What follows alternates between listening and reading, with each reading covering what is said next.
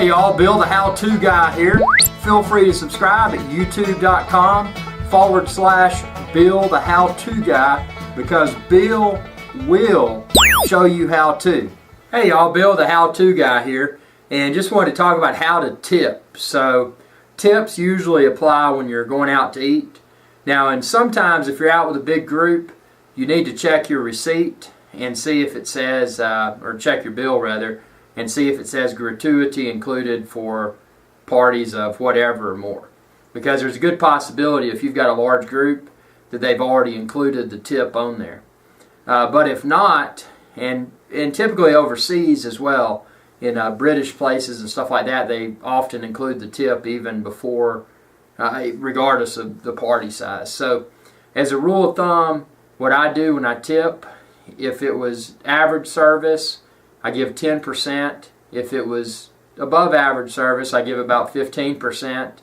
And if it was outstanding service, I may give 20%. Most of the time, I give between 10 to 15% because I am kind of cheap. But if it's something exceptional, you know, I do want to reward the service and give them something a little bit better. But one thing you may want to do is download a smartphone app. If you use an iPhone, maybe an Android, maybe some other sort of smartphone, there's probably a tip app that makes it really easy. But an easy way to think of it is base it upon $100 increments.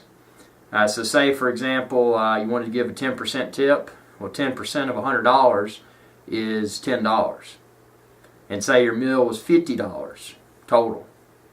So 10% of that would be half of 100. Half of 100 is 50. Half of $10 is $5. So it'd be about $5. And to give it up and to bump it up a little bit, you know, if you don't want to give them just 10%, maybe bump it up to $8 or something like that. That's a good way to do it in your head. I'm not mathematically inclined at all, but that's a way that I found to do it. And if you fail to tip, you're really going to make yourself look stupid. And not only yourself, but the parties that are dining with you, because it's poorly perceived to not tip.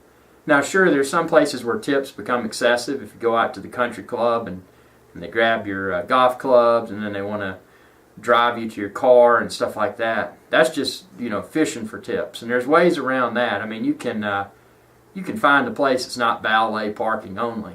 There's usually a parking lot somewhere else close by that you can park in and not have to deal with that constant tipping when you go to and from your vehicle. But I appreciate you watching this video. Welcome your feedback. And as always, if you have not subscribed yet, please do so.